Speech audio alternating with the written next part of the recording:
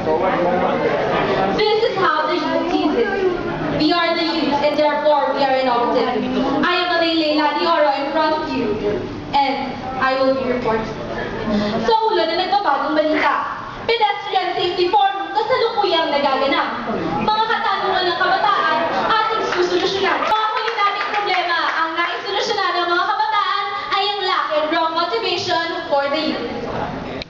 Kami naman pong galing sa Batang Negosyante Club, one of the serving organization ng Batang Negosyante ng National Youth Commission. Ito po namin ang ilang problema namin. Kasi, kumbagay nakita namin pare-parehas yung problema, kumbagay kulang ng ganito, babaho, mapangkin. Pero, dito tanongin tanongin kita. Sige kuya. Halimbawa, yung school mo nasa harapan mo na. Ayun. Tapos yung footbridge na doon sa isang kanto. Tatawid ka na, wala namang pulis.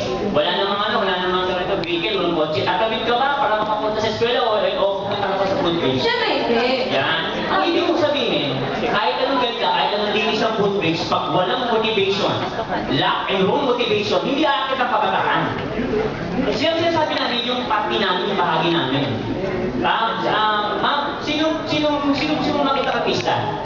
Si Sammy. Kung ilalagay mo sa billboard doon sa tuktok ng footbridge, aakit ka, hindi, kahit malayo. Malayo pa lang, tumatakbo na ako. Yun ang ibig ko sabihin. Yun ang ibig sabihin. May sariling self-motivation siya na nagaling sa kanya yun. Imbis. Kasi nakikita ko, kahapon ko, imbis magkaroon tayo ng big motivation. Na kapag hindi ka tumawid, huli kita. Kapag hindi tumawid, gugulo kita. Fear motivation yun eh. Ngayon, ba't yung gagawin natin, lagyan natin ng ego? I-motivate natin yung ego. I-motivate natin yung love. Gusto ko pumunta doon. Aakit ako doon. Paano yun? Ganito.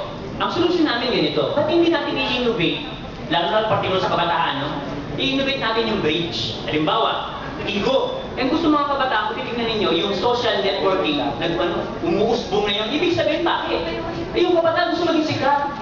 Ilalagay yung kanyang mukha sa Facebook, ilalagay sa YouTube, gusto maging sikat. Hindi, ang natin, pasikatin natin.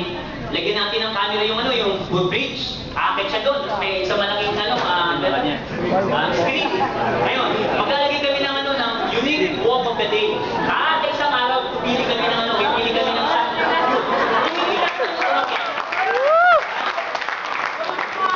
Motivation na isa pa. Yan nyo halimbawa, yung ako, aakit ako. Scholar ko, estudyante ako, wala akong pera.